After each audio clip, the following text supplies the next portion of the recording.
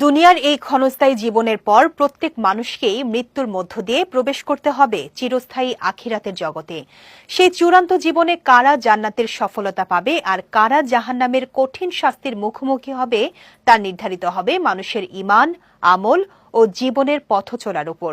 পবিত্র কোরআন ও হাদিসে এমন কিছু শ্রেণীর মানুষের কথা বিশেষভাবে সতর্ক করা হয়েছে যাদের জন্য ভয়াবহ পরিণতির ঘোষণা এসেছে। এ বিষয়ে বিস্তারিত থাকছে ডেস্ক রিপোর্টে। দুনিয়ার এই জীবন ক্ষণস্থায়ী। প্রতিটি মানুষকে একদিন মৃত্যুর স্বাদ গ্রহণ করে চিরস্থায়ী জীবনে প্রবেশ করতে হবে। সেই জীবনে প্রকৃত সফলতা তাদেরই যারা নিজেদের জাহান্নামের আগুন থেকে রক্ষা করতে পারবে।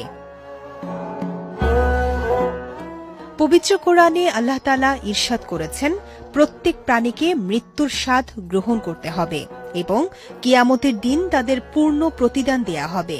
যে ব্যক্তিকে জাহান্নামের আগুন থেকে রক্ষা করা হলো এবং জান্নাতে প্রবেশ করানো হলো সেই সফল, আর পার্থিব জীবন কেবল ছলনার বস্তু। অন্য আয়াতে আল্লাহ বলেন, হে নবী, আপনি বলুন, যদি তোমরা আল্লাহকে ভালোবাসো তবে আমার অনুসরণ করো। আল্লাহ তোমাদের ভালোবাসবেন এবং তোমাদের গুনাহ ক্ষমা করে দেবেন। রাসূলুল্লাহ সাল্লাল্লাহু আলাইহি ওয়াসাল্লাম উম্মতকে সতর্ক করে দিয়েছেন আখিরাতের ভয়াবহ পরিণতি সম্পর্কে।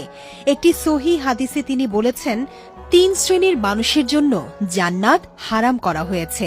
তারা হল সর্বদা মদ্যপায়ী, পিতামাতার অবাধ্য সন্তান এবং দায়ুস, যে নিজের পরিবারে পাপাচারকে প্রশ্রয় দেয় এবং বাধা দেয় না।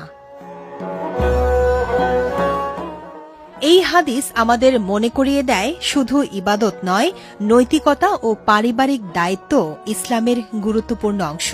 পাপাচার, অবাধ্যতা ও গাফিলতি মানুষকে ধ্বংসের দিকে নিয়ে যায়।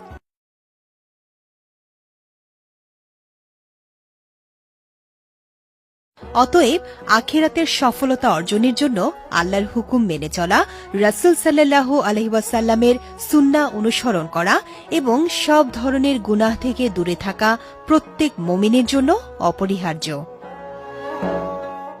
বিজয় টিভি নিউজ ডেস্ক।